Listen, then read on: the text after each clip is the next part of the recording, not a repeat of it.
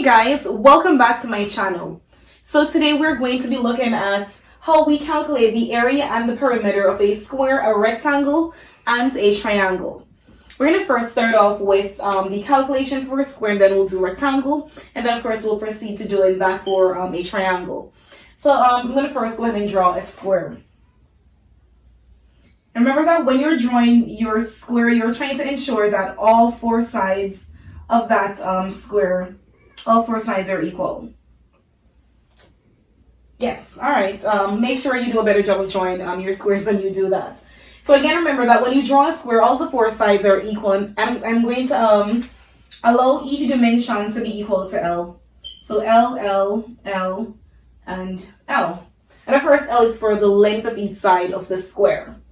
When you're trying to figure out the area of a square, the formula for area is equal to the length squared, or you can also say the length times the length. And then of course, if I was to allocate each of these lengths to be 8 meters, 8 meters here, 8 meters here, 8 meters here, then when I calculate the area of the square, I would end up with 8 squared, or 8 times 8, and 8 times 8 is equal to 64. And of course, remember that we had our dimensions here, so it would be square meters, and that would give you the area of a square. Again, recall that all four sides of the squares of a square, is equal, which means that again, when you try to find the area, you just do length times length, or length squared, and that will give you your area. We're now going to proceed to calculating the perimeter of the square. So I'll put it on this side.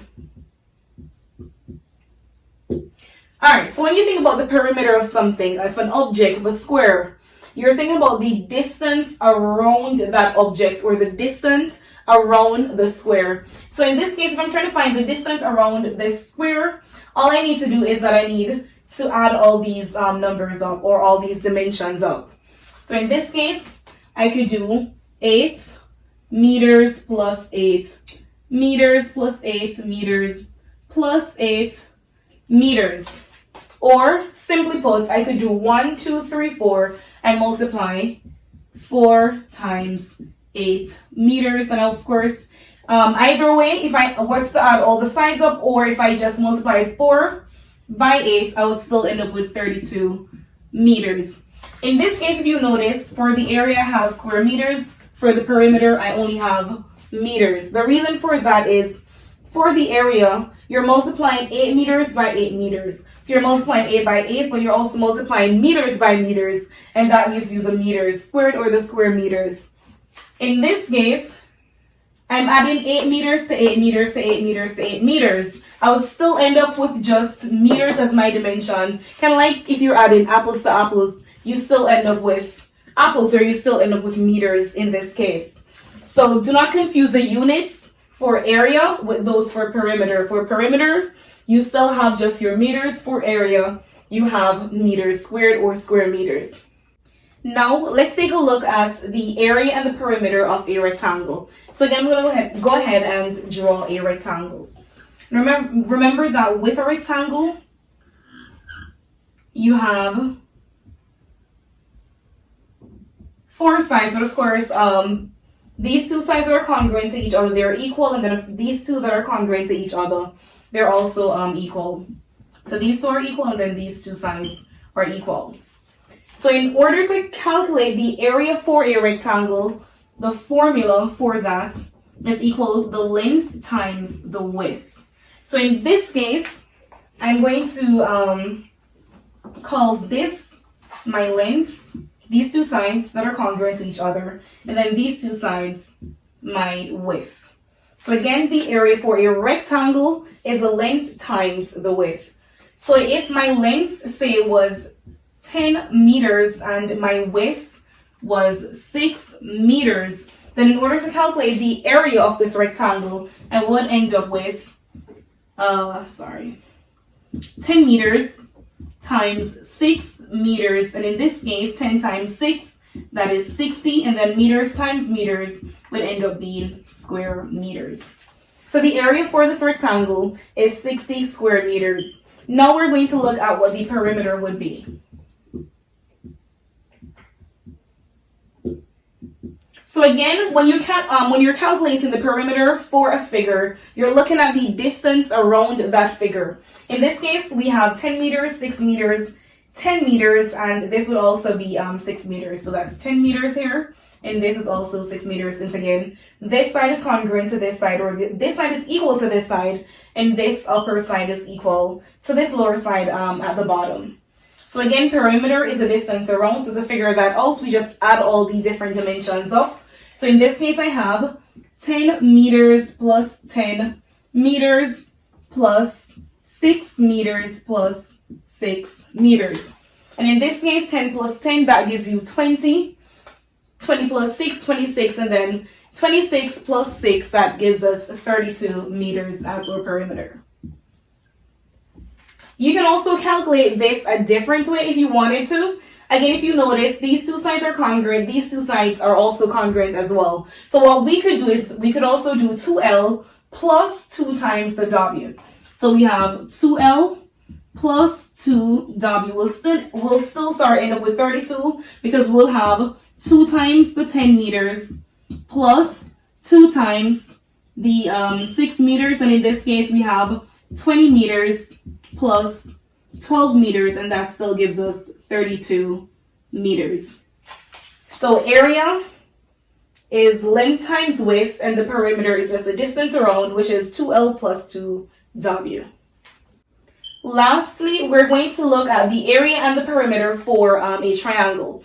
And for our purposes, we're going to first use a right triangle or a right angle triangle.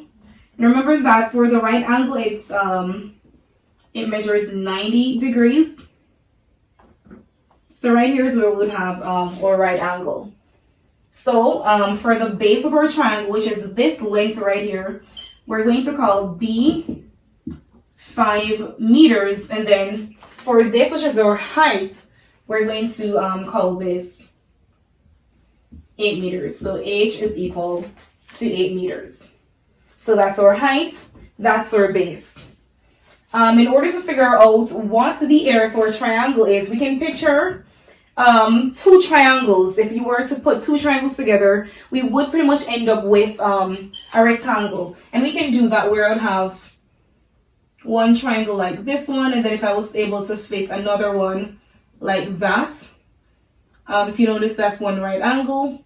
This is also another right angle. So putting 2 of these triangles together, I would end up with a rectangle. And recall that the area of a rectangle is equal to the length times the width. But if you notice, I only have a half of that rectangle that I would have if I was to calculate the area for a rectangle. So when you're calculating the area for a triangle, instead of just doing length times width or doing H times B, which in this case is the base times the height, we're going to do half of that.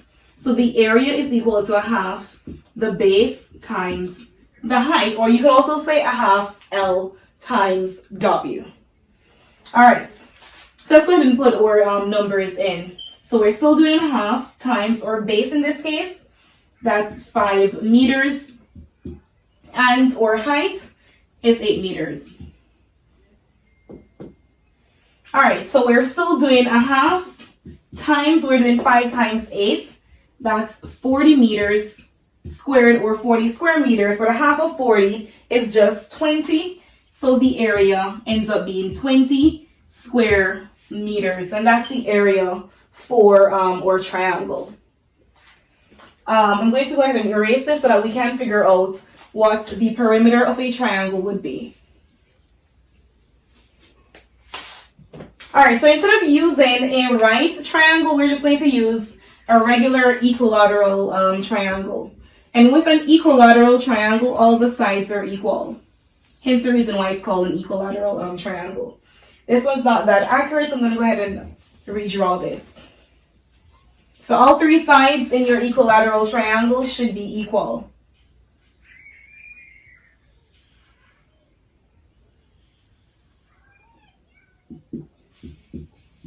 All right, so let's go ahead and assume that all 3 sides of this triangle is equal. So in this case, I'm just going to say this is 5 meters, this is 5 meters, and this is also 5 meters as well. And of course, you can have isosceles triangle, scalene triangle with different dimensions, but for our purposes, we're going to just go ahead and assume that we have an equilateral triangle.